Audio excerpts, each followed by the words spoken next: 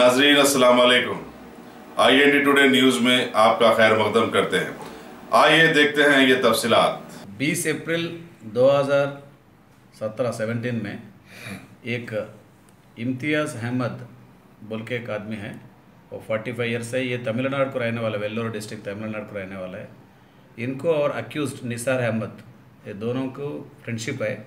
दोनों मिलके कुछ बिजनेस करेंगे बोल के करके वो लोग कुछ रूम लिया इधर, और रूम मुगल अपार्टमेंट्स में रूम लेके रहे। और बाद में क्या हुआ, इन लोगों का कुछ नहीं जमा। ये निसार अहमद जो है पैसा दिया उनको 10-15 लाख कुछ, वो पैसा वापस नहीं आया बोल के उसके ऊपर लड़ाई होके उनको बाजू में जो पत्थर है वही रूम में, वो पत्थर निकाल के उसका सर को फोड़ के मार दिया। मारने के बाद उस दिन से वो पूरा अब्सकॉन्डिंग है, आज तक नहीं मिला है। वो केस में पूरा इन्वेस्टिगेशन में कुछ क्लूलेस था।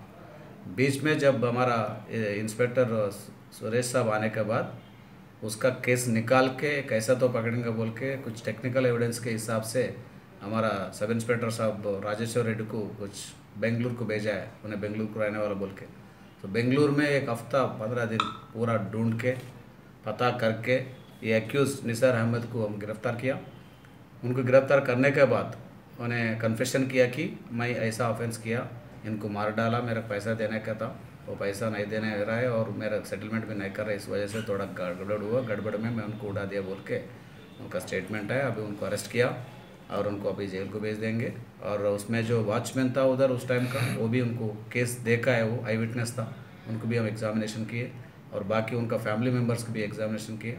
और इस केस को जल्द से जल्दी चार्जशीट करके इमीडिएटली ट्रायल में करेंगे। क्यों बोले तो उन्हें अभी तक फरारी में है ना, तो इसलिए इमीडिएटली ट्रायल करें तो उसका कुछ सज़ा भी होने का चांस है। सर इससे पहले भी कुछ केस है उनके ऊपर यहाँ? इससे पहले कुछ केसेस नहीं है, पहले केस है। और इस सिलसिले में एक ही इम्पॉर्टेंट बात है कि हमारा पुलिस ऑफिसर्स को आई एम रियली अप्रिशिएटिंग। क्यों बोला तो इतना 1 ईयर 8 मंथ्स तो करीब हो गया, उसको निकाल के उनको गिरफ्तार करने के बहुत कोशिश किया हमारा सब इंस्पेक्टर राजेश्वर और सुरेश।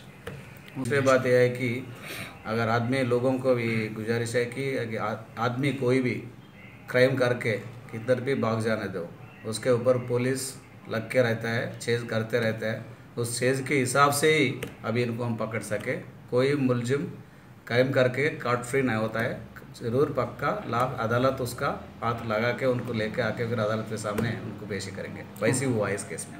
अगर आपने हमारे चैनल को सब्सक्राइब नहीं किया है तो आपको यहाँ सब्सक्राइब बटन दिख रहा है, उसे क्लिक करिए और सब्सक्राइब कीजिए और साथ ही साथ बेल आइकॉन को भी क्लिक करिएगा, जिससे कि आपको ताज़ा अपडेट मिलते रहें।